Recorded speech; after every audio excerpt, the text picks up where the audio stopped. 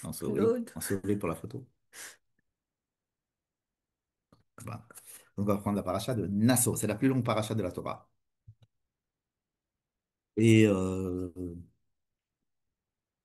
elle a énormément de sujets. Elle a des sujets dont on a du mal d'ailleurs à trouver le lien entre tous ces sujets. Mais d'abord, je vais faire le. On va voir d'abord quels sont les sujets. Alors, la semaine dernière, nous avions parlé du recensement. Ça vous rappelez, on a fait recenser. Il fallait pas recenser les Lévis avec tout le monde. Après, on a recensé les Lévis tout seul. Après, on a nommé les Lévis à la place des Béchor. Après, on a donné la fonction aux Lévis. On a commencé par la tribu de Kehat, puisqu'il y a trois familles chez les Lévis. On a commencé par la famille de Kehat en disant qu'ils devaient transporter les ustensiles les plus importants du Beth Amikdash, du Mishkan, le Aaron, le Misbéach, la Menorah, etc. Et comme on avait même étudié comment est-ce qu'il fallait recouvrir c'est avec plusieurs couvertures, ces ustensiles. Et on a dit surtout, faites attention de ne pas voir. Il ne faut pas que les Lévites voient les ustensiles, parce que sinon ils risquent de mourir. Et il ne faut pas qu'ils les voient quand on les fait rentrer dans leurs étuis, sous les couvertures. Hein, Kevala et Akodesh, c'est quand on... Les Kohen, exactement. C'est les Kohen qui faisaient. Et une fois que c'était bien recouvert, après ils appelaient les Lévites. Donc, on avait dit ça sur les enfants de Kehat, et c'est tout, et c'est fini la paracha. Donc, il nous manquait deux familles de Lévi. Donc, c'est comme ça que commence la paracha, en disant Nasso et Rosh bene Gershon gamhem. Il y a les enfants de Gershon, eux aussi, leur donner une fonction. On a l'impression que, comme si c'était que les bene Kehat qui étaient importants. Non, mais allez, les enfants de Gershon, eux aussi. Allez, c'est une drôle d'expression. Gamhem. On dit Gamhem. D'accord. Et alors, on va leur dire, il faut les compter entre 30 ans et 50 ans. Et puis voilà, ils doivent prendre, qu'est-ce qu'ils doivent prendre les Béné Gershom? Alors, Béné Gershom, ils doivent prendre toutes les tentures. Les tentures. C'est vrai qu'il y avait plein de tentures. Il y avait les tentures qui recouvraient le Mishkan, c'est-à-dire le Ohel. Mais il y a aussi les tentures qu'il y a tout autour. Il y a plein de tentures. Trois tentures. Donc, les tentures, c'est Béné Gershom. Ensuite, il nous reste donc les Béné Merari. Et alors, eux aussi, il faudra les compter. Qu'est-ce que prenaient les Béné Merari? Alors, eux, ils prennent tous les planches de bois et le pirzoul, c'est-à-dire les clous, les vavim, tous les trucs, tous les outils. Voilà, le pirzoul. Hein, quand on va dans un magasin, on va dans le rayon pirzoul pour acheter des clous. Ou bien Donc voilà. Et alors, on nous décrit cette Béné Gershom et Béné Merari. Et ça paraît tout à fait bizarre qu'on les ait d'abord séparés des Béné Kehat, hein, on a mis Béné Kehat là dans la semaine dernière, et qu'on parle de Béné Gershon, Béné Merari. N'est-ce pas. À la fin de la paracha, nous avons une très grande partie de la paracha qui est très connue, c'est celle de l'inauguration du Mishkan par les Nessi'im. Par les Nessi'im. C'est quoi les Nessi'im? Les Nessi'im, ce sont les représentants politiques du peuple, c'est-à-dire les chefs de tribu. N'est-ce Ils pas? apportent chacun exactement la même chose. Ils amènent chacun la même chose, mais entre autres, ils amènent des bœufs et des chariots. Et pourquoi ils amènent des bœufs et des chariots? Pour pouvoir mettre tout le Mishkan, quand on va le transporter, pour que ce soit plus pratique. D'accord? Et qui c'est qui va mettre il va y avoir que ces deux tribus, de Gershon et de Merari, qui vont profiter des chariots. Donc déjà, ça peut être déjà une indication pourquoi est-ce que notre paracha commence par Gershon et Merari et qu'on a laissé Kehat la semaine dernière et qu'à la fin de la paracha, on voit que les chefs de tribu sont venus amener des cadeaux qui sont des bœufs et des charrues pour que il y a deux bœufs par charrue Pour les Bekati, et pas pour les Bene Kehat. Les Bene Kehat, ils ne peuvent pas utiliser les chariots. tout à pied. Tout Ouais, à pied, tout à et pied. Bakatef Isaou. Ils doivent le prendre sur leurs épaules. Bakatef Isaou. N'est-ce pas? Alors, j'avais vu un très joli commentaire du Mea Shiloah. Vous connaissez Mea Shiloah? C'est la chassidoute de Ishvetia. Une chassidoute que nous avons étudiée longuement. On a étudié le Mea Shiloah, on a étudié son fils, son petit-fils, son arrière-petit-fils, et chacun pendant une année.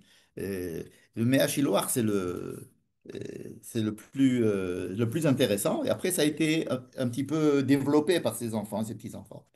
Le Mea Shiloach, qui ne vit pas à notre époque, mais il faisait une partition entre ces trois familles de Lévi. Il dit, il y a des religieux, il y a des Lévis.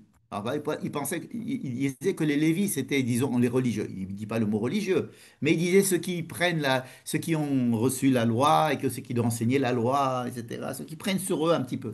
Il disait, il y a trois catégories chez les religieux. Il dit, il y a des gens qui, comme les Béné Gershon, qui, alors les tentures, c'est qu'ils lèvent le ciel, les yeux, et puis ils voient les tentures, et puis ils ont peur que le ciel leur tombe sur la tête. Hein. Et il voit, par exemple, quand on rentre dans le Ohel, c'est-à-dire la partie recouverte, il y a la première tenture, c'est une tenture avec où on voit comme des petites étoiles, comme ça, sur le toit. Et donc, comme si on voyait le firmament. Et donc, il disait qu'il voyait Qu'est-ce que c'est que les tentures? Ce sont des choses qui limitent par en haut, par les côtés. Donc, les tentures, c'est des gens qui sont, en fait, pour faire vite, je dirais, il décrit là-bas, sans dire le mot, mais il décrit un peu les Haredim. C'est-à-dire des gens qui sont très respectueux des lois, au point même de se séparer des autres, mais en étant Hared, c'est-à-dire en ayant peur que le ciel leur tombe sur la tête, enfin, en ayant peur de transgresser la loi. Et le Mea Shiloach décrit comme ça les Bene Gershon. Encore une fois, il n'y avait pas à cette époque de partition comme on la connaît aujourd'hui. Bene Merari, il dit, dans mes mots à moi, les traditionalistes.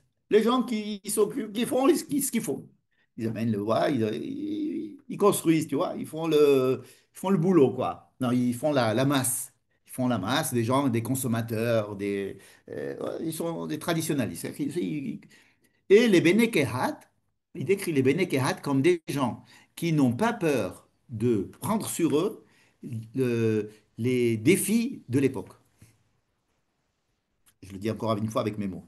Ils prennent sur eux les défis de l'époque. C'est-à-dire, c'est quoi que le défi? Je vais dire, le Mea Shiloach, il, euh, il est très moderne parce que un de ses grands problèmes, c'est de savoir est-ce que, comment est-ce on doit traiter un problème, un nouveau problème qui apparaît au peuple juif. C'est-à-dire que pour lui, est-ce qu'il faut refaire ce que les anciens ont fait? Ou est-ce qu'il faut avoir le courage d'affronter la nouvelle génération avec des solutions, des paroles, des actes qui sont en rapport avec les nouvelles situations? Et encore, sa situation à lui, n'est pas très changeante, parce que pendant 2000 ans, on n'a pas tellement bougé le judaïsme. S'il voyait aujourd'hui, alors... mais tout ce qu'il dit est très actuel, parce que ça, aujourd'hui, nous avons énormément de changements dans le judaïsme. Le fait, la situation même du peuple d'Israël qui est arrivé qui a fondé la Médina d'Israël, et le fait que la plupart du peuple, ce ne soit pas des religieux. Et tout ça, ce sont des choses qui remettent en question énormément de choses. Alors, il s'appuie beaucoup sur, par exemple, Eliyahu Hanavi. Vous savez que Eliyahu Hanavi, le prophète Eliyahu a osé, alors c'était la période du temple, il était interdit d'avoir des sacrifices en dehors du temple. C'était la halakha. Mais étant donné la situation du peuple qui était idolâtre et qui était facilement attiré par ce qu'on appelait les Baal, c'est-à-dire les serviteurs de Baal, Baal étant l'une des principales idoles qui étaient à cette époque dans la région adorée. Et donc les Juifs, ils faisaient un peu ça et un peu ça, quoi. Ils faisaient un petit peu Baal, un petit peu de religion, un petit peu de Torah et un petit peu de Avodah Zarah. Enfin, ils jouaient sur les deux. Ils mangeaient à tous les râteliers. Bon. Et alors Eliaou, il a dit, OK, on va arrêter ça, arrêtez de jouer sur tous les tableaux. On va faire un test et vous verrez.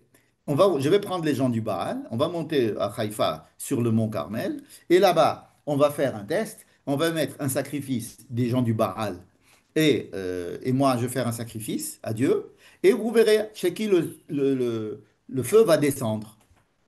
Voilà. Et il a dit, si c'est le feu qui descend pour prendre les sacrifices du Baal, alors adorez le Baal. Et si le feu c'est chez moi, ben alors voilà, vous avez une... C'est-à-dire il a pris une initiative. C'est une initiative qui était contre la halakha parce qu'on n'a pas le droit de faire des sacrifices en dehors du temple. Donc c'est quelque chose qui est extrêmement grave. Mais la situation était encore plus grave. Donc il a voulu, euh, il a pris par devant et il a décidé de faire ça. D'accord. Il dit, Aet la asot l'Adonai, heferu toratecha. Comme ça, le Shiloh, il explique. Au moment où on doit faire quelque chose pour Dieu, Aet la asot l'Adonai, heferu toratecha. Eh ben, passe outre ta Torah ancienne. Et bon, vous connaissez l'histoire de Eliaou. Donc, les autres, ils ont fait des incantations, ils ont allumé du feu, rien ne s'est passé. Lui, il a mis de l'eau tout autour de son truc pour bien montrer. Et puis, le feu est descendu. Bon, alors là, tout le monde s'est prosterné, etc. Et ça a servi à quelque Ça fait chose? Kiddush Hashem, oui. Mais pour un certain, comme toujours chez les Juifs, ça sert un certain temps. Mais Ça après, marche ça. besoin. Mais en tous les cas, on se rappelle de cela. En tous les cas, le Mea Shiloach s'appuie beaucoup sur ça pour dire il y a des gens qui savent au moment opportun prendre les bonnes décisions et même risquer, ils prennent un risque.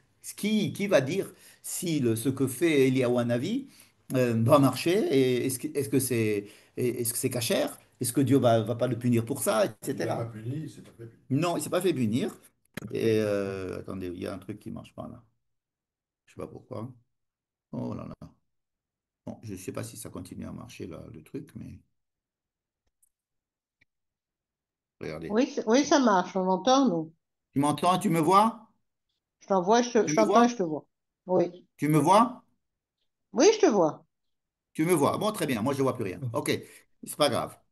Je n'ai pas besoin de Ça me va. voir, Non, moi. on te OK. voit. Non, Alors, pas je besoin de te voir. disais que Eliaou Hanavi, donc, on dit que il a fait comme Pinchas. Vous vous rappelez que Pinchas avait aussi tué, alors que personne ne le lui avait demandé et que la loi n'était pas en sa faveur. Il est allé tuer et c'est ça qui avait arrêté le grand massacre, la grande épidémie qu'il y avait dans le temps. Donc, il y a des actes comme ça. Et donc, pour le Mea Shiloach, c'est de savoir toujours quand est-ce qu'on peut, quand est-ce qu'on ne peut pas. Parce que c'est très dangereux de dire, bon, moi je pense que maintenant il faut de changer la loi à tour de bras, etc. Donc c'est très, très dangereux. Alors il dit que justement les Bene Kehat, c'est la partie des Lévis qui, eux, prennent sur eux ils ont le courage de prendre sur leurs épaules. Al-Bakatef et Issaoui. Ouais, lié à mon avis, il descend des Non, Kahanim. il n'y a aucun rapport de famille entre Eliyahu Hanavi et eux, mais ils se basent sur l'action de Eliyahu Hanavi pour justifier une certaine manière d'agir quand on est religieux, c'est de prendre, c'est de se dire, OK, aujourd'hui, jusqu'à présent, on a fait comme ça, aujourd'hui, en fait, on ne change pas la loi. C'est pas qu'on change la loi, c'est qu'il y a une échelle de valeur et on met l'échelle de valeur d'une certaine manière, de dire ça c'est plus important que ça et ça c'est plus important que ça. Mais tout est écrit dans la loi. Mais ça c'est plus important que ça. Et on ne va pas changer la loi, mais on va changer l'ordre de valeur. On va dire non, aujourd'hui c'est ça qui est plus important que ça. Un exemple, Shabbat c'est plus important que d'allumer du feu. Mais quand il arrive le moment de sauver une vie, il est plus important d'allumer le feu que Shabbat ou la Brit Mila. Il est interdit de faire une incision et de faire couler du sang Shabbat. D'accord. Mais pour faire la Brit Mila, on met la Brit Mila au-dessus, n'est-ce pas? Ça veut dire qu'il y a toujours un ordre de valeur dans la halakha qui est extrêmement important. Est-ce qu'on garde l'ordre de valeur tout le temps? Ou est-ce qu'il y a des moments où on te dit, attends, cette mitzvah-là qui est dans la halakha et qui était reléguée, là aujourd'hui elle prend une importance plus importante, elle est plus importante que l'autre. C'est pas qu'on va changer la loi, on va simplement remettre un ordre de valeur adapté à la situation. D'accord? Ce qui fait que les Bene Kehat sont, chez les Lévis, ceux qui prennent sur eux d'oser, d'innover, de prendre sur eux le poids du doute. Et d'où ils sortent ça, le chinois? Alors, la phrase sur laquelle il se repose, c'est Bakatef Yisaou. Bakatef Yisaou, c'est comme tu prends la halunka. Ça veut dire qui c'est qui va se mettre sous la halunka? Qui c'est qui va se mettre qui va prendre? Comment il décrit les Béné Gershon avec leur tenture? Parce qu'il dit, eux, jamais ils bougeront de ce qu'il y avait avant. C'est-à-dire, ils continueront toujours à cause il y a des lois, donc ils vont respecter les tentures avec tout leur système. Bene Merari, c'est la construction, c'est le corps même c'est le gouffre du temple, hein. C'est eux qui s'occupent des gros trucs. Voilà. D'accord? Et donc, pour les Bene Keharat, justement, le fait qu'ils n'aient pas, que leur fonction, c'est de eux prendre sur leurs épaules les instruments, d'accord? Alors que les autres s'appuient sur ce qui existe déjà. Il y a c'est-à-dire, on va les aider. Donc, ce qui explique aussi, il explique pourquoi, c'est sur ce mot-là qu'il fait son commentaire, le Mashiach, il dit, Naso et Rosh bene Gershon Gahem. Tu élèveras les enfants de Gershon, eux aussi. Pourquoi eux aussi? Parce qu'on aurait comprendre qu'en principe, il n'y a que les Bénékérates qui méritent d'être élevés au rang de responsables de la communauté, puisqu'ils prennent des initiatives et ils se donnent et ils ont une messiroute, nefesh. Tandis que les Gershon, étant donné qu'ils ne font que répéter ce qui s'est passé jusqu'à présent, sans avoir le courage d'affronter les nouvelles situations avec un nouvel ordre de priorité, alors il dit ça c'est Bene Gershon, mais eux aussi, c'est des juifs. Ouais. Eux aussi, il faut les trucs. Et Bene Merari aussi. D'accord? Donc, si vous voulez, notre paracha, elle commence par des gens, j'allais dire des Lévis, assez simples, je veux dire assez lambda, des Lévis assez traditionnels et qui n'ont pas cette inspiration extraordinaire qu'on demanderait à des grands chefs, n'est-ce pas? Vous savez que Moïse et Aaron descendent de Bene Kehat. Ce sont des gens, entre nous, même Korah, ils descendent de Bene Kehat. Donc ce sont des gens qui sont extraordinaires. Ce sont des gens qui ont beaucoup d'initiatives et qui sortent pour le bien ou pour le mal, mais qui sortent du lot. D'accord? Et à la fin de la paracha, nous avons donc les Nessiim, les dirigeants du peuple, qui eux amènent des sacrifices. On a déjà parlé de ça plusieurs fois. Ils représentent le peuple. Vous vous Des rappelez? sacrifices, des cadeaux. Des cadeaux, voilà. On peut appeler ça des sacrifices ou des cadeaux. C'est le même mot.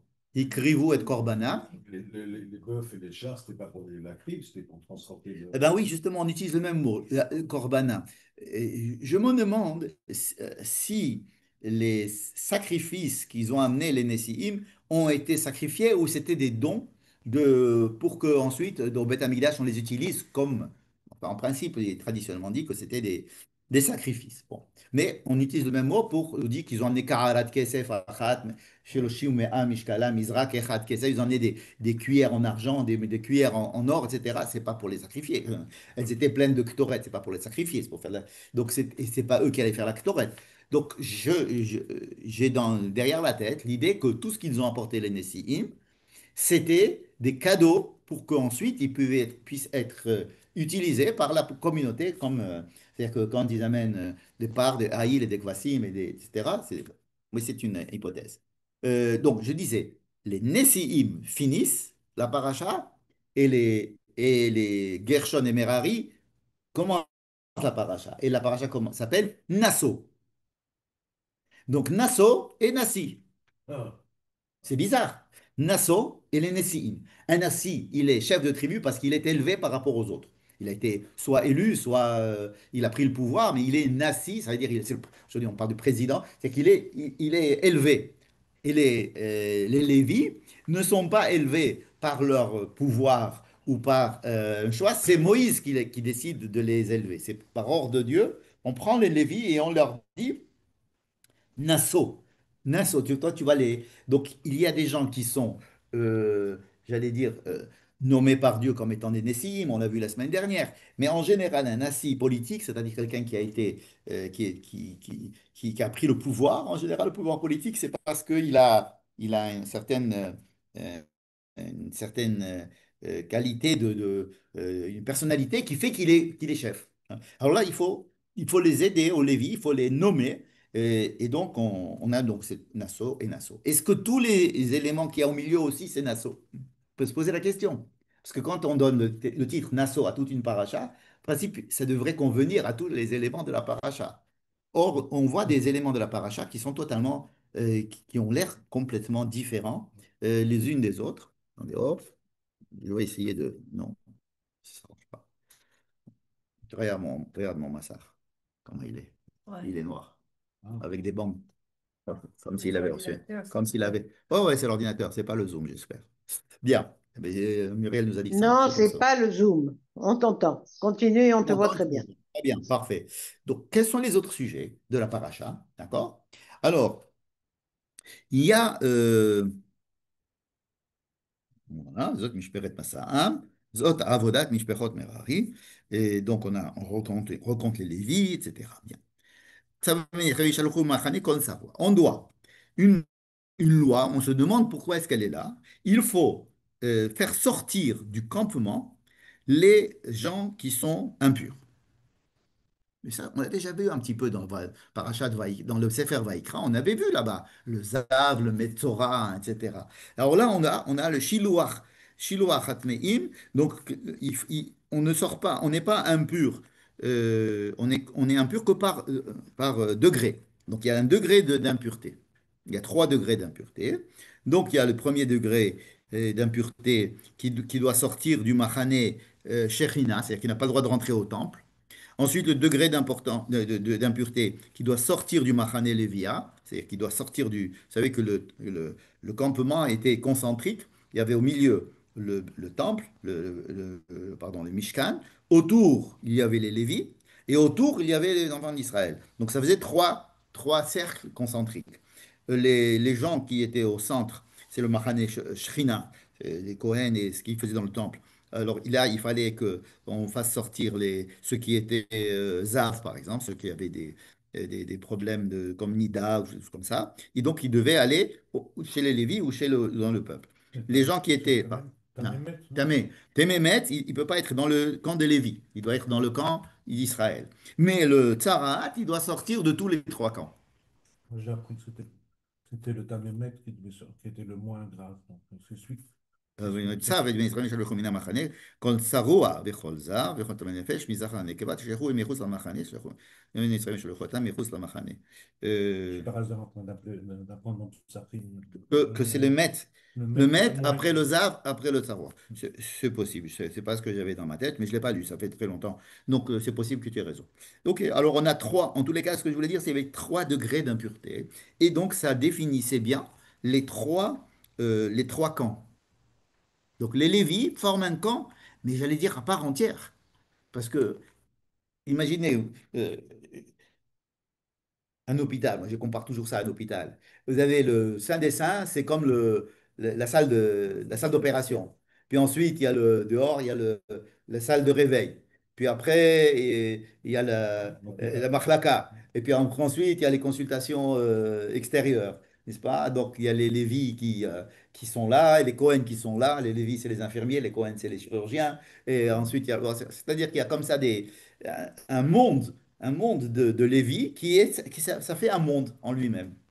Alors que c'est pas un stam, ils n'habitent pas avec les autres, ils habitent ensemble et ils font un machané. Et donc le fait de renvoyer les différents degrés d'impureté de l'un vers l'autre et vers l'autre et vers l'autre, ça montre que c'est que en eux-mêmes, ils forment un campement, aussi bien que le Mishkan est un campement et aussi bien que le peuple est un campement. Donc ils ont un statut quand même assez important de différencier des autres. Euh, ouais, ouais, pardon, Goël et Hachim, Hacham, Hacham, Hacham. Alors, il y a une petite halakha. Voilà, on va essayer d'aborder il y a un petit sujet là. Vaidaber Hashem el Moshe Lemo. C'est ce qu'on appelle Gezel Hagel, Gezel Hager. Vous allez comprendre, c'est quelque chose d'extrêmement bizarre. Daber el Bene Israël va parler aux enfants d'Israël et dit-leur qu'un homme ou une femme qui ferait n'importe quelle faute, en volant à Dieu,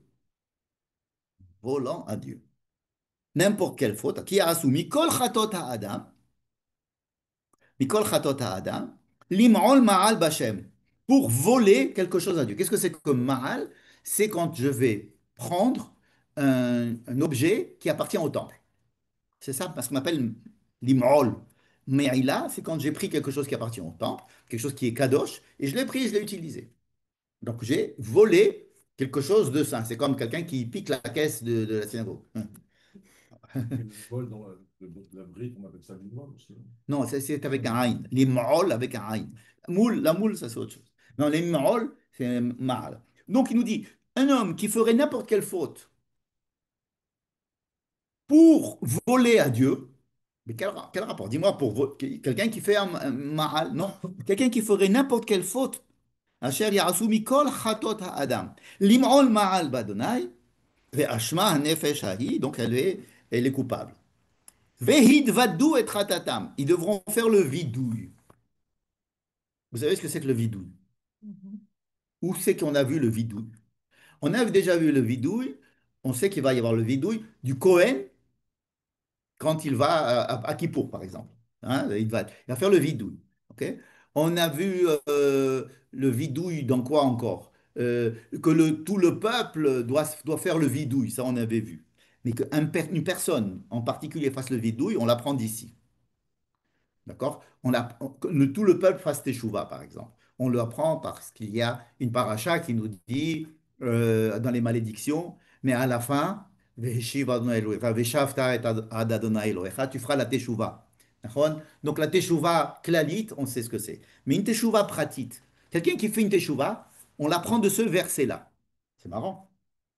Donc ce n'est pas un verset qui est anodin. En tous les cas, il ne concerne pas, semble-t-il, qu'une loi particulière. Je veux continuer.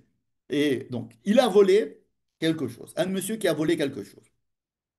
Et, il a juré qu'il n'avait pas volé. Mais ça, on ne parle pas qu'il a volé à Dieu. Donc, quelqu'un qui a volé, mais, et qui a juré qu'il n'a pas volé. En jurant, il fait intervenir Dieu dans l'histoire. Bon. Et ensuite, il vient, il dit, je regrette. J'ai menti, je veux me rattraper. Alors il doit rembourser. D'abord, il doit faire le vidouille. Et ensuite, enfin, il fait tchouva, si vous voulez. Oui, il fait le vidouille. Et il rembourse ce qu'il doit, plus un cinquième. Donc, tout ce qu'il s'agit il s'agit du temple, il faut rajouter un cinquième. Ça a l'air d'être une mitzvah très simple, qu'on a déjà vu d'ailleurs. Quelqu'un qui vole, il doit rembourser. Si tu as volé au Beth Amikdash, eh ben, tu dois mettre un cinquième en plus. Alors ils se disent, non, mais alors à quoi elle sert cette loi? Puisqu'on ne la connaît pas. On a toujours vu, on l'a vu dans d'autres versets et dans d'autres livres, cette histoire. Elle dit, non, il s'agit du cas où j'ai volé à un converti. Bon.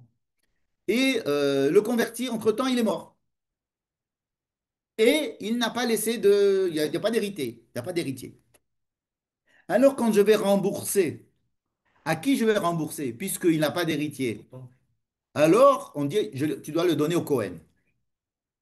Voilà. Et cette loi, c'est vrai, c'est un cas particulier. Donc, les rabbins apprennent cette loi particulière, ce qu'on appelle Gezel la guerre. Pourquoi? Parce que si j'avais volé à n'importe qui d'autre, tout le monde a quelqu'un de proche à qui rendre. Mais étant donné que le guerre, il n'a pas théoriquement de famille, s'il n'a pas eu d'enfant, alors on est embêté. Il n'a pas de frères et sœurs ou de grands-pères, de trucs qui sont du peuple d'Israël. Donc c'est ce cas-là dont on parle. Voilà, comme ça, on résout le problème au niveau de la halakha. Mais alors, maintenant que vous connaissez la halakha de ce truc, on s'est dit, attends, mais pourquoi tu commences par me dire... D'abord, ce n'est pas écrit exact. Il n'y a pas le mot guerre du tout dans cette histoire. Et pourquoi tu commences par me dire, si un homme fait une faute en général, alors il volera à Dieu? Ça paraît très bizarre.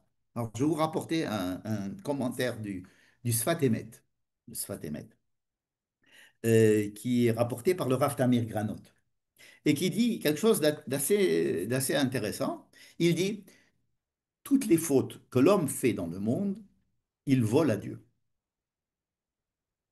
Alors, il essaye d'expliquer. Il dit, l'homme doit être dans ce monde comme, il doit avoir, chaque homme doit avoir la conscience que tout appartient à Dieu dans le monde. Que lui aussi appartient à Dieu, que ce qui tout appartient à Dieu. Et quand il fait quelque chose, en fait, il le fait par autorisation de Dieu. C'est pour ça que quand je vais manger, avant de manger, le manger ne m'appartient pas a priori. Et donc, je m'approprie le manger en faisant une bracha. Quand je vais avoir une relation avec le monde, il faut que j'ai l'impression que le monde ne m'appartient pas, et ce n'est qu'après qu'il m'appartient. C'est-à-dire qu'il faut d'abord savoir que tout appartient à Dieu, et qu'ensuite je suis un chaliard, il m'a donné la possibilité ici de faire ce que je veux, dans en respectant les lois qu'il m'a demandé de faire. C'est comme s'il me dit, tu rentres dans mon champ, tu peux manger tous les fruits jaunes. Les fruits rouges ne sont pas encore, je ne veux pas que tu les touches. Donc je dois respecter, mais je peux donc, quand j'ai la loi de la Shemitah, je me rends compte de ça. Je me dis, ah ben, la terre, elle appartient à Dieu, donc une fois par an, une fois tous les 7 ans, je dois me prendre conscience que la terre appartient à Dieu et que je ne suis qu'un utilisateur de ma terre. Et pourquoi toutes les fautes, c'est voler Alors, Dieu? une faute, S'il ne mange pas le cachet, par exemple. qu'est-ce que c'est qu'une faute? Il définit comme ça la faute. Il dit, quand Dieu il me dit, profite du monde, mais en suivant mes lois. Si tu profites du monde sans, en passant outre mes lois, tu me voles. Ça veut dire que tu ne respectes pas ma propriété. Si je te dis, tu rentres chez moi, mais tu n'utilises pas cette chambre. Je te prête ma maison, mais tu peux habiter que ces deux chambres et pas cette chambre-là. OK? Tu rentres dans la chambre interdite. C'est comme si tu as atteint la propriété de Dieu. C'est-à-dire, c'est que cette histoire de transformer toute infraction, même des infractions que j'ai envers les autres hommes, en mon rapport à Dieu, que Kilou, je volais quelque chose à Dieu. Alors, le Sfat Emet explique pourquoi est-ce que cette loi n'est pas une loi particulière qui concerne simplement le guerre pour lui, à qui je vais rembourser s'il est mort et qu'il n'a pas d'enfant, un cas de tiré par les cheveux de Nahon. Il dit non, non. Il s'agit de nous donner cet enseignement général extrêmement important, que sache que tout appartient à Dieu. Ça veut dire quoi? Ça veut dire que tu as le Mishkan, tu as les Lévis. Qui c'est qui a dit que les Lévis étaient nassis? C'est Dieu. N'est-ce pas? Qui c'est? Alors après, tu as le troisième machané. Dans le troisième machané, tu as les nassis. Nassis. C'est Dieu aussi qui les a nommés, ces nassis. Alors qu'on aurait pu dire, bon, c'est des chefs politiques, c'est nous qui... Non, lui aussi. Bon, ok, eux, ils ont été nommés. Mais nous, on est en dehors de tout ça. C'est-à-dire qu'il y a des gens qui s'occupent du temple, il y a des gens qui sont autour du temple parce qu'ils sont à peu près proches de la Tzalahat. Il y a les nassis. Bon, ce sont nos représentants politiques. Mais ok, ils ont été choisis par Dieu, donc eux aussi, ils sont Nassau. Mais moi, je ne fais pas partie de tous ces gens-là. Moi, je suis un lambda. Alors laisse-moi vivre tranquille. Il dit non. Toi aussi, tu dois avoir cette conscience que ta propriété n'est pas la tienne, que tu es un envoyé de Dieu. Toi aussi, tu as été nommé par Dieu pour être qui tu es dans le monde. Si vous voulez, c'est une manière de dire que chacun, il est nassi. Il a été élevé par Dieu au rang de ce qu'il est lui. Et il doit rendre des comptes vis-à-vis de celui qui l'a nommé, celui qui l'a amené sur la vie. Ouais. Ça veut dire qu'il y a ici, donc je reprends le texte. D'abord, El Béné Israël, Ish o Isha, qui a assoumi kol chatot Adam, qui ferait n'importe quelle faute d'un homme, qu'un homme peut faire, Lim'ol ma'al Bashem. Il vole à Dieu. C'est comme s'il était en train de voler à Dieu. Ve'ashma hanefesh hahi. Et alors, il est Hachem. De quoi il est Hachem? Parce que comme j'ai dit tout à l'heure, il est rentré dans la pièce que Dieu lui avait interdit de rentrer dedans. D'accord? Ve'idvadu al khatatam. Alors, qu'est-ce que c'est que le principe de la teshuva? Idvadu al khatatam, ça veut dire qu'il faut qu'il reconnaisse. Il dit, excuse-moi, j'ai pris quelque chose qui n'était pas à moi. Voilà. C'est ça la teshuva. Étymologiquement, c'est lehashiv, c'est rendre quelque chose que j'ai pris qui ne m'appartient pas. Prendre la darat de quelqu'un, prendre un objet, prendre une initiative un peu trop, qui pense que c'est moi qui suis le maître du monde, etc. Tu n'es pas le maître du monde. Tu peux jouir du monde. C'est une grande mitzvah de jouir du monde, mais il y a des règles pour jouir du monde. Pourquoi il y a des règles? Parce qu'il y a un balabait, il y a un patron. Il te donne la possibilité, et même il t'ordonne de jouir du monde selon ses règles. Une personne qui enfreindrait ses règles, qu'est-ce que serait sa teshuva? C'est elle reconnaît qu'elle a usurpé ses fonctions, elle n'a pas fait ce qu'il fallait, donc elle rend ça à Dieu. Il a Hein? mangé des huîtres. Non, c'est pas les huîtres qui appartiennent à Dieu. Il rend, il dit voilà, je pense que je peux manger ce que j'ai envie. Parce que ma nourriture, c'est moi qui décide ce que je vais manger. OK? Et maintenant, je pense que j'ai mangé pas cachère. Donc, qu'est-ce que je fais? Je dis, si je prends conscience de ça, je dis, bon, je te rends à Dieu la propriété sur ce que je dois manger et ce que je ne dois pas manger. C'est ça la teshuva que je dois faire sur les huîtres. C'est pas que je vais les vomir, vous savez, je les ai mangées il y a 5 ans. La teshuva pour manger cachère, c'est de reconnaître que je m'étais mis patron de ce que je vais manger, de décider ce que je vais manger. Et là, je remets entre les mains de Dieu la décision de me dire qu'est-ce qu'il faut que je mange et que je ne mange pas. C'est ça la teshuva. Et dans ce cas-là, je n'y m'échive. Je rends à Dieu la prérogative qu'il a alors que je me l'étais accordée. Et tu ne le verras en 25e plus. Hein? Tu ne le verras en Alors, 25e. quand il s'agit de Dieu, on doit donner un cinquième. Alors ici, on joue sur les deux tableaux, à savoir le fait que j'ai volé, que je dois rentrer, mais sur le plan général, comme il le fait le Sfatémet, il élargit ça à n'importe quelle autre faute, et c'est pour ça que les rabbins, d'après le Sfatémet, ont pris cette phrase comme le makor, comme de la teshuva individuelle. C'est le seul verset à partir duquel on a instauré la teshuva individuelle, avec le vidou et tout ce que dit Rambam. C'est sur ce verset-là. Donc, effectivement, on ne peut pas lire ce verset comme étant uniquement le Gezel Hager, que tout ça, ça a été dit pour le cas où ça paraît euh, tout à fait bizarre. C'est-à-dire, s'il n'y a pas ce verset-là, il n'y aurait pas besoin de faire tchouva. C'est-à-dire, c'est le verset qui nous Et explique. s'il n'y avait pas ce verset-là, alors il n'y aurait pas de tchouva possible. Non, le teshuva existe, mais c'est Oui. sur ça qu'on s'appuie pour comprendre la teshuva. Qu'est-ce que c'est que la teshuva? Alors, on dit qu'est-ce que c'est que la teshuva? C'est le retour. Un retour, mais un retour vers quoi? On a dit, bon, un retour vers un état, que l'homme n'est bon. Qui c'est qui dit ça? C'est Descartes ou Pascal qui disait l'homme n'est bon, c'est la société qui le corrompt. Donc, si je suis bon, je nais bon, et alors si j'ai fait des bêtises, je reviens à mon état d'être bon. Ça, c'est la chouve, ça veut dire revenir. Mais il y a aussi une autre étymologie de la chouve, de teshuva, c'est de rendre.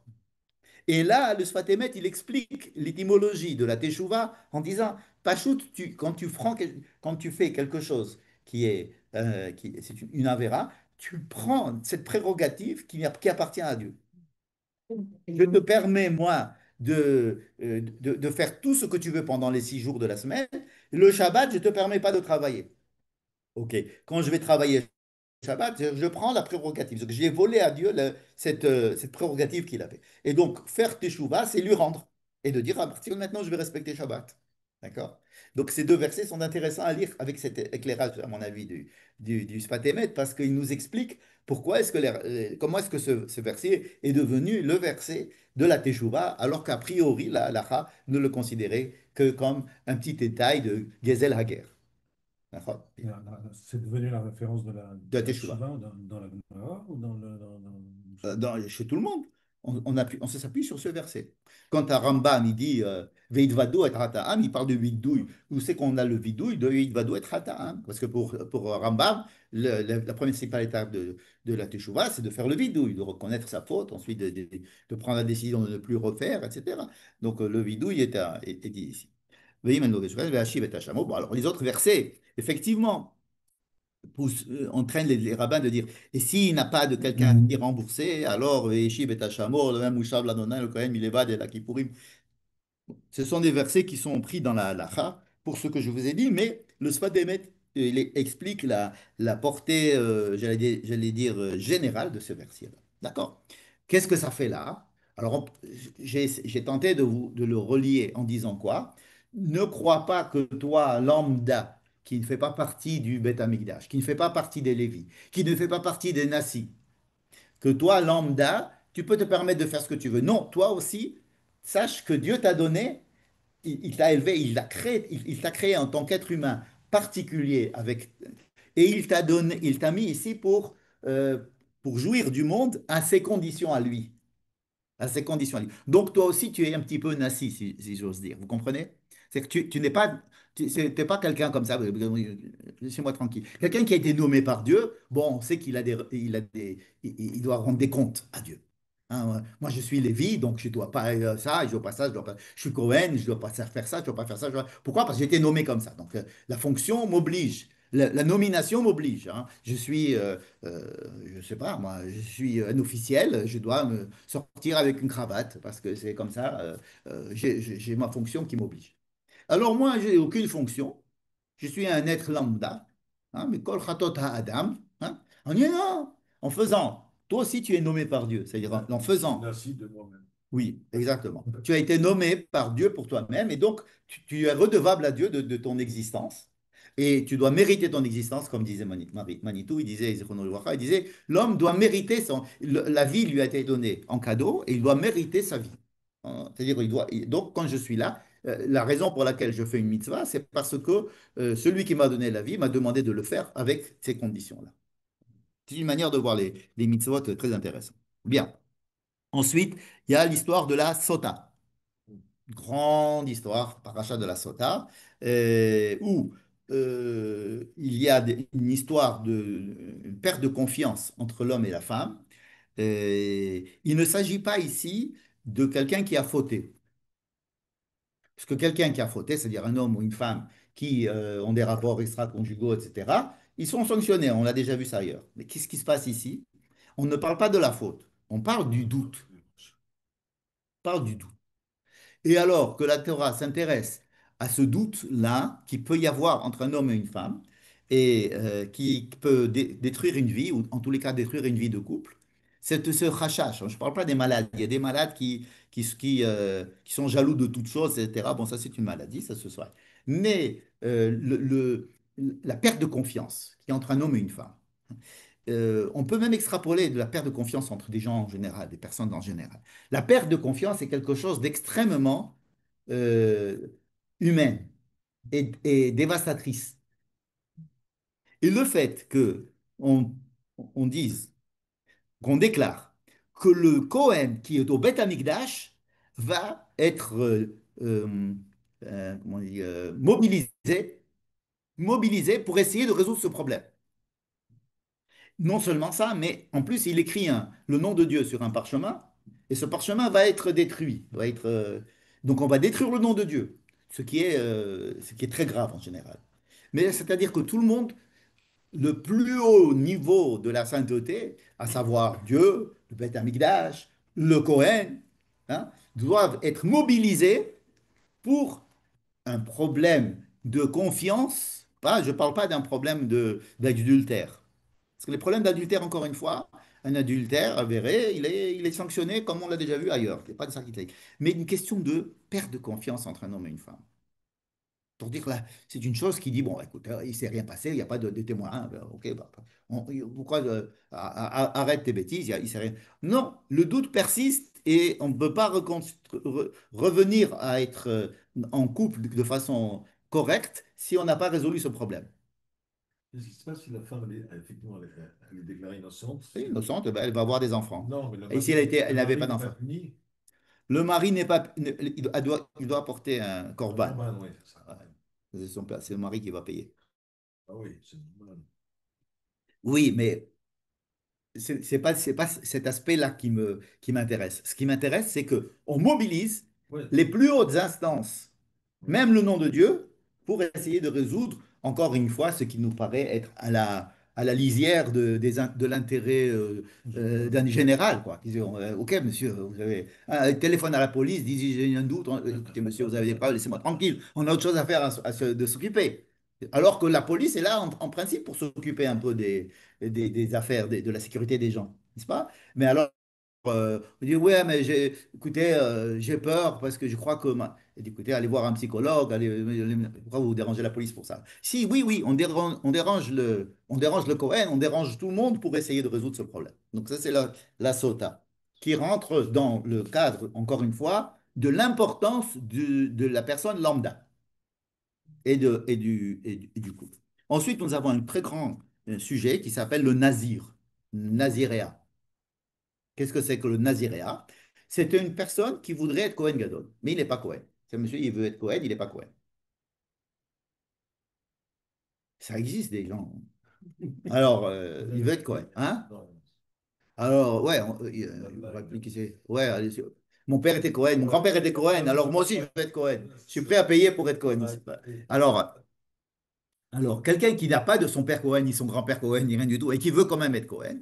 Pourquoi? Parce que, alors, on peut imaginer toutes sortes de maladies mentales. Ok, on ne s'en occupe pas. Mais il peut aussi vouloir euh,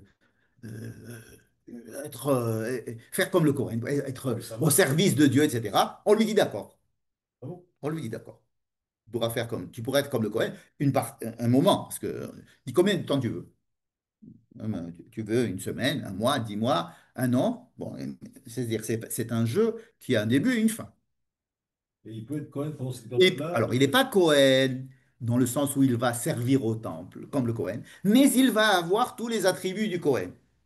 Alors, il va avoir Nézer sur ça, ses cheveux, et ils vont être comme, et il ne peut pas les couper, donc ils sont appelés comme la couronne du Cohen.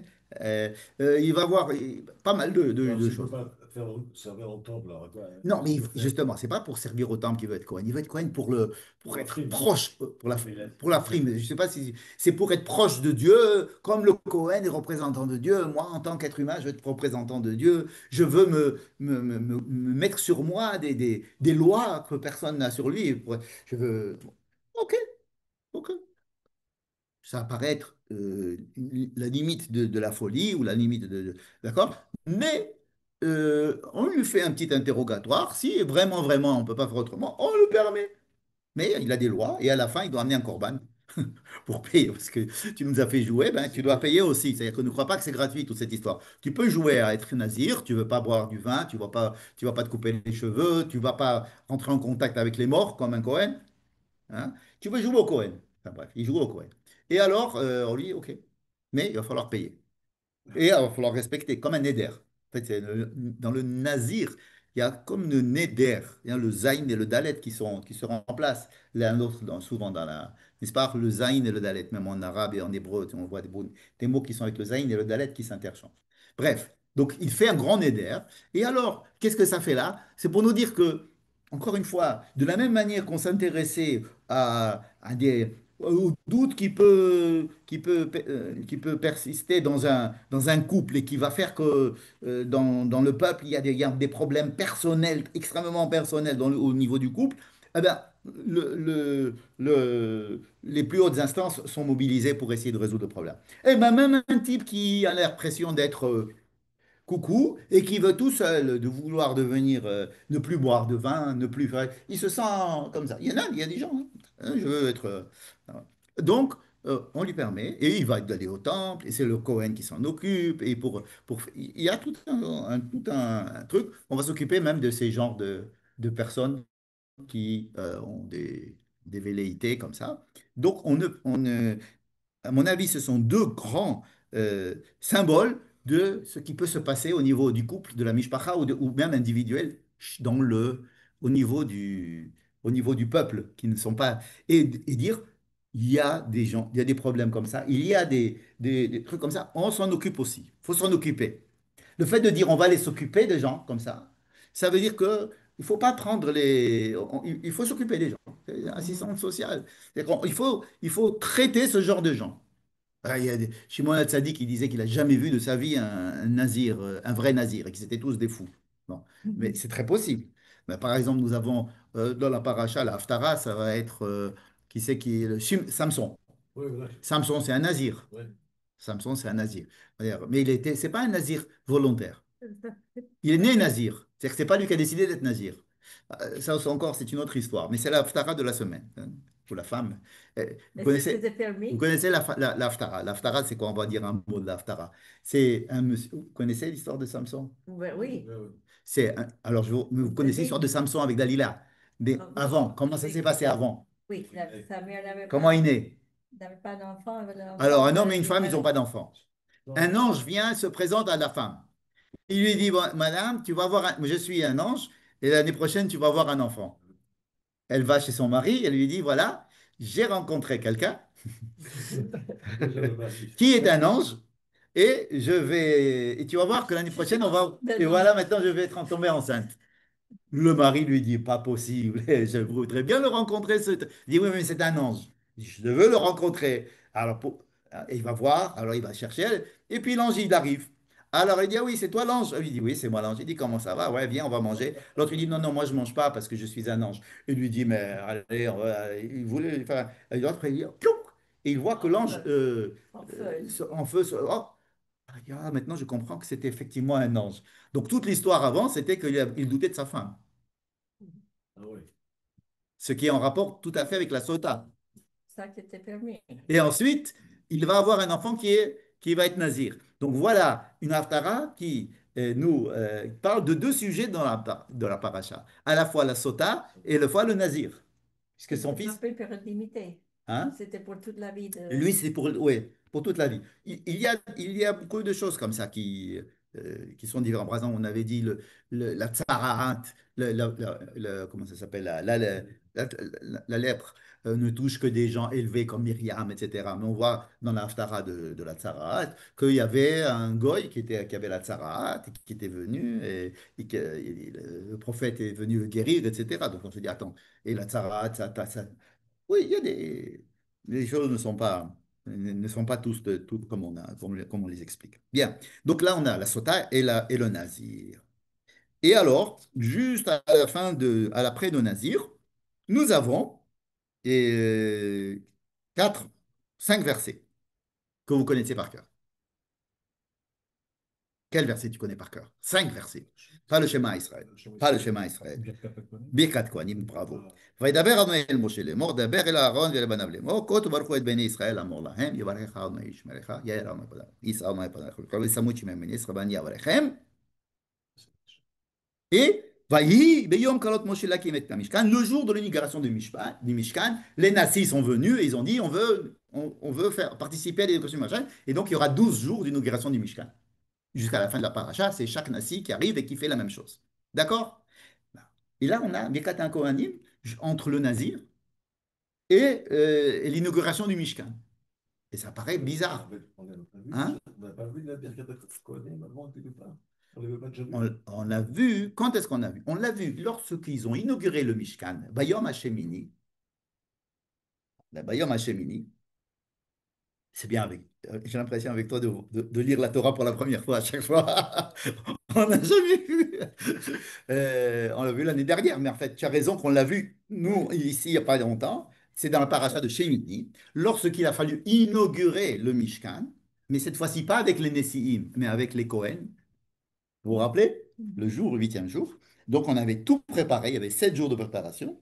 Et le huitième jour, Aaron arrive, il lève les mains et il bénit. Et donc, tu as tout à fait raison. On a vu la Babika.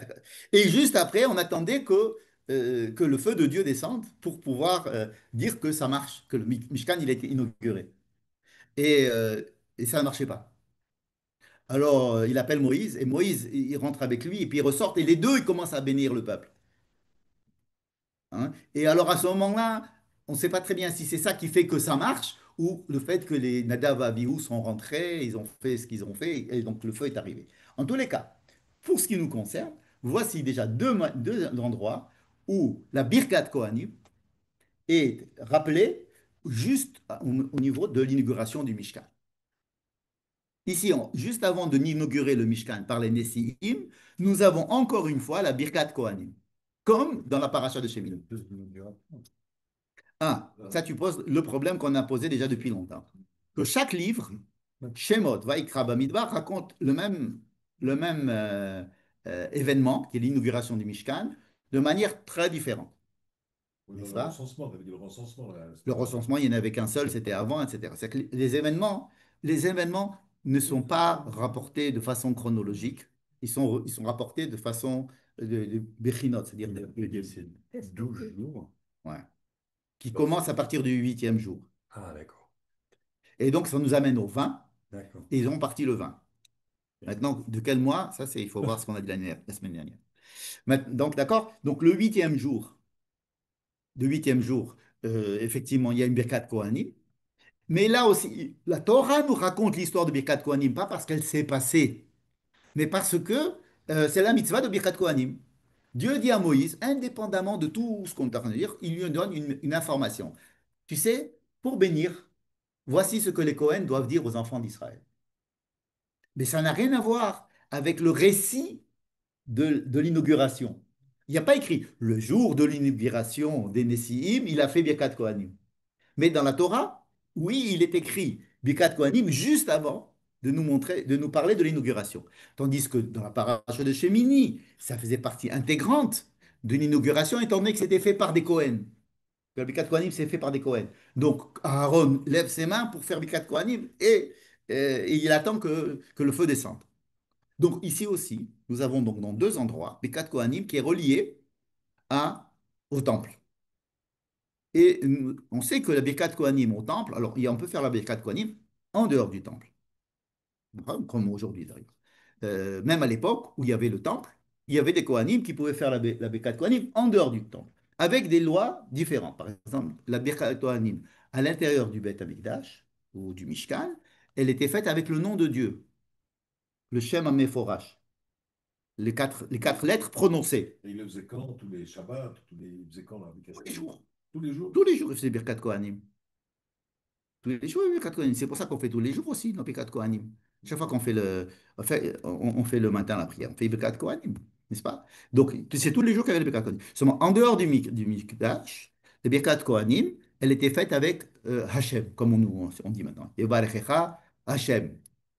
Ou bien Adnout, avec le mot. On ne dit pas Yudke Vavke. On ne prononce pas Yudke Vavke. À part les témoins. Les témoins de Yudke Vavke. Mais dans le temple, on disait le nom de Dieu, avec les quatre Kohanim. Et il y a beaucoup de différences, les niveaux, où c'est qu'ils mettaient les mains, si c'était au-dessus de la tête, ou pas au-dessus de la tête, etc., où c'est qu'ils mettaient leurs mains, etc. Bref. Mais c'est pour dire que la Birkat Kohanim est reliée au temple directement. Alors on va dire deux mots du Birkat Kohanim, et comme ça on finit l'étude ce soir, si vous voulez bien. D'accord? D'accord. Alors Birkat Kohanim, qu'est-ce que c'est que ça? C'est que le mot bracha, vous savez ce que ça veut dire? C'est mettre en relation.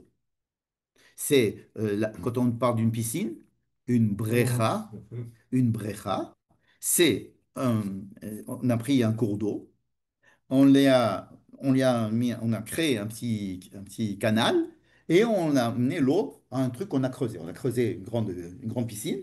Et alors, pour remplir l'eau, qu'est-ce qu'ils faisaient? Ils prenaient de l'eau qui venait d'ailleurs et puis ils faisaient un petit canal. L'eau venait du fleuve et remplissait la piscine. Donc, on avait une brecha. Aujourd'hui, on ouvre le robinet, mais avant, il fallait faire ça de façon. Et donc, le fait que nous relions la source d'eau avec l'endroit où je vais aller, ça s'appelle la havracha. D'accord? La brecha. Hein? Alors, toi qui t'occupes des genoux, c'est aussi ce qui nous permet de passer de la position debout à la position marchant.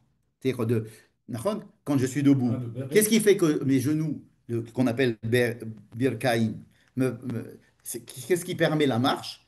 Hein? C'est les articulations, évidemment. Donc le genou est important pour marcher. D'accord? C'est parce qu'il permet la birkaim, c'est-à-dire il permet de mettre en relation ma position ici et la position que je vais avoir en marchant. Ça, c'est les birkaim. Ouais, d'accord. En tous les cas, quand je prends un arbre et que je prends je prends une branche, merci beaucoup. Je prends une branche, je la replante dans la terre sans la détacher de l'arbre. Côté. Hein? Marcoter. Oh, dis donc. Merci. Marcoter. Je marcote. Donc, je fais une havracha.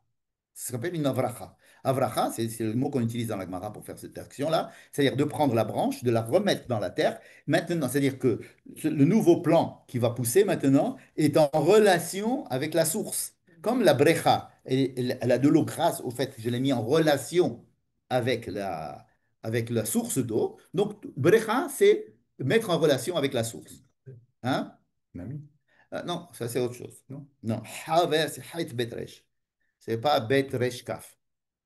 Bon, il y a aussi dans la brecha, c'est aussi le 2, 20 et 200. Vous savez, hein, brecha.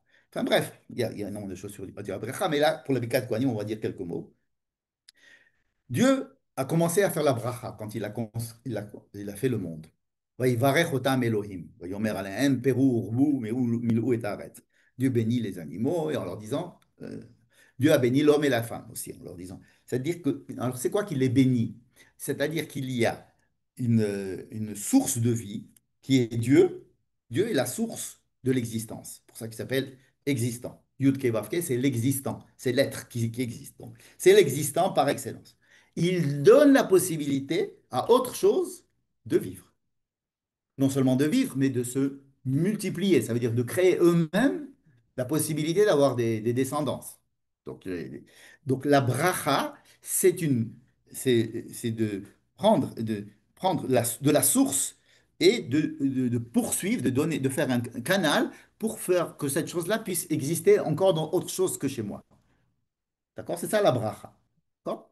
Donc, quand Dieu il crée le monde, il est mevarech auto. Il le bénit. Il le bénit, ça veut dire quoi? Il a mis à l'intérieur du monde la capacité de pouvoir lui-même se reproduire, ou reproduire sa descendance. C'est-à-dire qu'il va donner une possibilité de création à la création. La création qui peut créer, c'est les animaux.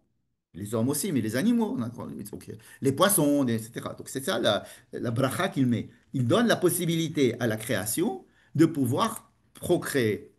C'est-à-dire de créer grâce au fait que lui, il a créé, et donc les autres, ils vont procréer. Bon. Et à un moment donné, il a décidé de construire un peuple, le peuple d'Israël, qui va être porteur de cette beracha. Alors, il commence avec Abraham. La première chose que Dieu dit à Abraham, c'est quoi? Veheye beracha. Tu vas être, toi, à partir de maintenant, c'est toi qui vas faire la bracha. Ça veut dire quoi? Tu vas être toi le porteur de, la, de ce que j'ai envie d'apporter au monde. Donc tu vas être un porteur de mon message. C'est ça la bracha.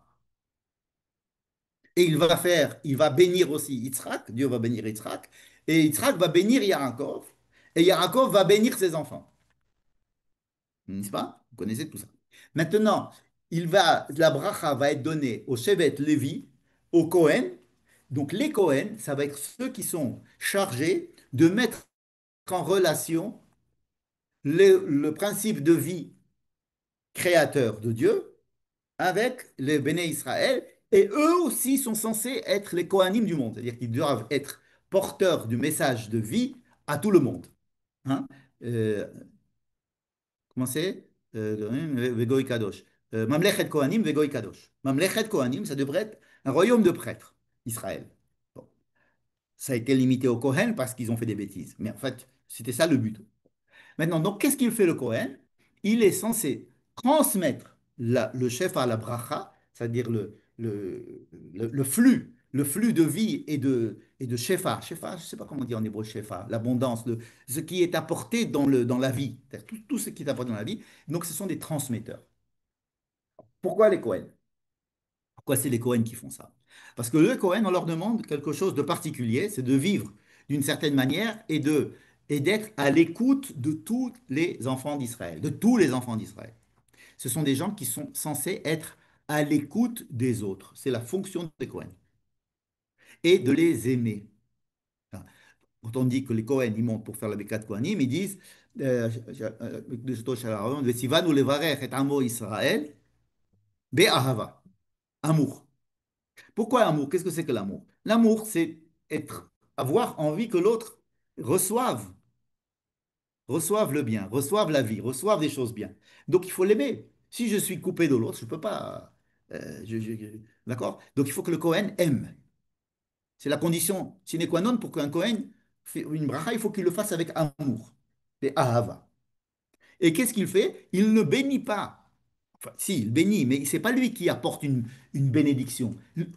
En faisant la bénédiction, il est un Message. transmetteur, un messager, exactement. Uniquement un messager. Et c'est pour ça que les phrases ici se finissent par Vesamu et Shemi al bnei Israël, va'ani avarechem. En fait, qui c'est qui bénit? C'est Dieu. Mais il a demandé au Cohen d'être des messagers à lui. Pourquoi? Pourquoi Dieu ne fait pas, ne continue pas à faire ça tout seul en bénissant les gens? Pourquoi il demande à des gens d'être porteurs de la vie? Parce ce qu'il veut, c'est que à l'intérieur, dans l'interface qu'il y a entre les gens eux-mêmes, il y ait cet amour de bénédiction. C'est-à-dire que comme on dit, pourquoi est-ce que Dieu a créé des pauvres et a créé des riches? D'accord. Et la Torah nous dit, il y aura toujours des pauvres. Donc les riches et les C'est pauvres. pour que les riches aident les pauvres, c'est-à-dire pour qu'ils développe cette qualité qui est celle d'être dans le souci de l'autre. Bon. C'est-à-dire qu'en créant le monde, Dieu, il a voulu transmettre des valeurs qui sont chez les êtres humains et que ces êtres humains puissent démontrer que entre eux-mêmes, ils ont un, comment ça s'appelle, un tselem Elohim. C'est-à-dire ils sont des représentants de Dieu, que les êtres humains sont des représentants de Dieu quelque part. Et donc, il attend d'eux qu'eux fassent la bracha. Donc, il y a ici la bracha que Dieu donne aux enfants d'Israël, mais il demande à ce que ça soit fait par l'intermédiaire des gens, des Cohen. Et donc, les Cohen n'ont pas un pouvoir extraordinaire, simplement, ils aiment les gens. D'accord? Avec leur sourire, ils transmettent quelque chose de positif. On est tous censés être en capacité de faire des brachot aux autres. Mais des brachot, c'est de donner des paroles ou bien une attitude qui va aider l'autre à mieux vivre, tout simplement. Quand on fait une lettre, on fait Bevracha. Quand on finit Ah, à la fin d'une lettre, oui. ouais, de mail, Bivracha. Bevracha, Bivracha, ça veut dire, voilà. à Jérusalem. Voilà. Quelques mots sur la bracha en elle-même. Donc, on a dit que la Birkat Kohanim, euh, et c'est pour ça que ça dépend du Beth Amikdash. Je n'ai peut-être déjà pas encore répondu à cette question. Pourquoi ça dépend du Beth Amikdash? Qu'est-ce que c'est que le Beth Amikdash? Qu'est-ce que c'est que le Mishkan? C'est pas Dieu. C'est C'est la la défense, boîte postale de Dieu. l'email. C'est là où on doit passer, c'est-à-dire une présence, encore une fois, pourquoi faire une présence divine? Parce qu'il faut que les hommes, ils aient un rapport concret avec le divin. Et donc, quand on fait une prière, on la fait en se dirigeant vers le Mishkan, le Beth Amikdash, vers Jérusalem, et de là montre la prière vers Dieu, si on peut s'exprimer ainsi. Donc, il y a ici une fonction d'être aussi l'intermédiaire, le passeur du Beth Amikdash. C'est aussi un endroit de passage. Donc, c'est pour ça que, pour montrer que le Beth Amikdash fonctionne, d'abord, on crée la Birkat Kohanim. Ça veut dire que voici ce qui va descendre de Dieu pour aller chez vous. C'est exactement la fonction du Beth Amikdash. Alors, elle a aussi la fonction de l'homme qui veut se rapprocher aussi de Dieu. Mais, puisqu'on on inaugure le Beth Amikdash, qu'est-ce qu'on attend de voir si Dieu va montrer sa présence? Il y avait un feu qui descendait comme ça. Donc, le Beth Amikdash représente le, euh, euh, le passage, le moyen de... C'est un router. ouais, Un exactement. router. Wi-Fi. Wi-Fi, sans fil. Mais la bracha, elle va Wi-Fi. dans les deux sens. Hein? La bracha, elle va dans les deux sens. Alors, est-ce que nous, on bénit Dieu? Tu sais, c'est ça que ta question. Nous, on ne bénit pas Dieu. On déclare que Dieu est source de bénédiction. Quand on dit Baruch ata Adonai, Eloheinu melech haolam, hein, euh, euh, la Medini Chukecha. Non, Baruch ata, la Medini Chukecha. Non, c'est un passage de Tehillim, parce qu'on n'a pas le droit de dire Baruch ata, c'est un système comme ça. Alors, on dit, je déclare que tu es la source de la bénédiction. C'est ça qu'on dit. C'est pas que nous, on bénit Dieu. C'est qu'on le reconnaît comme étant la source de la bénédiction, tout simplement. Et il est source de bénédiction dans mon rapport au monde. Et le Kohen, ici, en tant que représentant de Dieu au Beth Amikdash, en tant qu'endroit Rencontre. de rencontre, alors eux, ce sont des shlichim de la bracha, encore une fois, d'accord? Et c'est pour ça que, par exemple, le Shaliach Tzibur dicte au Kohen la bracha. Ah oui. Hein, on peut se dire ouais, pourquoi il ne la connaît pas par cœur. Alors, il la connaît mieux que le Shaliach Tzibur, le Kohen, hein, il a que ça après. Alors il dit non, mais le Shaliach Tzibur, c'est quoi? C'est le représentant du Kahal. Ouais. Donc en tant que représentant du Kahal, je te dis comment faire pour nous bénir. Et qu'il y a aussi là, Dieu il représente, le Kohen il représente le Shofar, c'est-à-dire la bénédiction de Dieu, si on peut dire, et le Chazan qui va dire, il représente le peuple, et donc il y a une connexion entre les deux. C'est pour ça qu'il dit Yevarechecha, Yevarechecha, Hashem, Hashem. C'est pas simplement il lui souffle les paroles comme un chat. Bon, encore quelques mots à propos du contenu. On va pas dire beaucoup de choses, on va dire quelques petites choses. Le premier verbe et le dernier verbe de chaque phrase, un c'est Yevarechecha, Hashem, Veishmerecha. D'accord? C'est, d'après les commentateurs, d'après Rashi, c'est la bénédiction matérielle, le fric, que tu aies du bien. que ton champ est, que Dieu te donne les moyens matériels. Yevarecha. Veishmerecha, qu'il te, qu'il te, qu'il, qu'il te garde des voleurs qui vont venir te le prendre, ce que je t'ai donné, qui te le garde. Ça veut dire, c'est bien d'avoir de l'argent, mais aussi faut le garder. Alors, et alors, un commentaire très sympathique qui dit, ben, c'est le Rav Reuven Sasson d'ailleurs, ce commentaire. Il dit, qui sont les voleurs qui vont venir te voler ce que tu as? C'est toi. En premier, c'est toi. C'est-à-dire que la personne est la principale personne qui dilapide son potentiel. C'est qu'il ne sait pas utiliser son potentiel à bon escient. C'est qu'il a plein de potentiel, c'est Yevarechecha, mais Veishmerecha, faut que toi, tu entends, ne le dilapide pas, ne le fais pas, ne fais pas, que la personne, c'est le principal, Avant-garde. ouais, c'est le principal ennemi de lui-même quand il. Donc ça, c'est Yevarechecha, Veishmerecha. Et tous les verbes comme ça après, Yaer, Panavelecha, Vichuneka, le premier verbe, c'est Dieu qui envoie quelque chose. Et le dernier verbe, c'est nous, comment on doit se préparer pour recevoir ce que Dieu envoie. Donc Dieu, il t'envoie, il va mais toi, tu dois savoir le recevoir et le garder et l'utiliser à bon Et escient. la santé, c'est pas dedans. C'est Non, l'argent et pas la non, il n'y a santé. pas la santé ici. Yaher amepana velecha bechoneka, ça veut dire que Dieu éclaire à ta face. Ça veut dire en général, c'est qu'il te donne l'intelligence, qu'il te donne la capacité d'appréhender le monde avec ta personnalité. C'est très, très, très large. Yaher Hashem panav elecha. Que tu aies un visage éclairant. Alors, mais, veruneka, il faut que tu saches utiliser ça euh, pour le bien des autres aussi. Et pas que tu le prennes contre les autres. Que tu fasses ça avec de la grâce, avec du chen. Issa Adonai panav elecha, veyasem lecha shalom. Issa Adonai panav elecha, ça veut dire qu'il te pardonne. Ça veut dire qu'il te soutient. Issa Hashem panav, il te soutient. On a la paracha de Nassau. Qu'Issa Hashem panav elecha, qu'il te soutienne, qu'il te donne d'une importance, que tu sentes que tu es hyper important dans le monde. C'est ça, Hashem Issa panav elecha. Mais alors, avec ça, il ne faut pas que tu commences à détruire le monde, parce que tu te sens supérieur. Puis Yasem lecha shalom. Il faut que tu l'utilises, mais pour faire la paix. C'est-à-dire que Yissa Hashem panav elecha, c'est que Dieu, qu'il te donne cette impression, qu'il te montre, qu'il te démontre, que tu sens que tu es hyper important dans la vie, que Dieu t'a pas donné la vie pour rien. Il t'a choisi pour que tu aies la vie.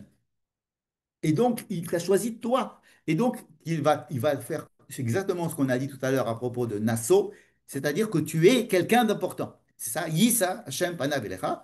Mais la manière, le cli, ce que je dois faire pour pouvoir recevoir cette beracha à bon escient, c'est que Yassem Lecha Shalom. Il ne faut pas l'utiliser pour aller écraser l'autre. Il faut que tu l'utilises pour le bien pour le bien de tout le monde. Donc, on a les premiers verbes, c'est ce que Dieu donne, et le deuxième verbe, c'est toujours ce que l'homme doit faire pour bien utiliser cette bracha. Voilà. Ça, c'était Bekat Kohen. Donc, on voit aussi son utilité dans la paracha de Nassau, surtout avec la dernière phrase. Voilà, Merci. avec plaisir. Merci à vous. J'ai aucune idée. Ah, voilà, c'est revenu. Parfait, parfait. Il fallait que je Ça y tape est, sur le. Ouais, je me vois maintenant. Enfin, j'ai allez, le plaisir, bonsoir. j'ai le plaisir de me voir. Bonne semaine. Bonne semaine. Ah, ouais, on entend des bonnes choses.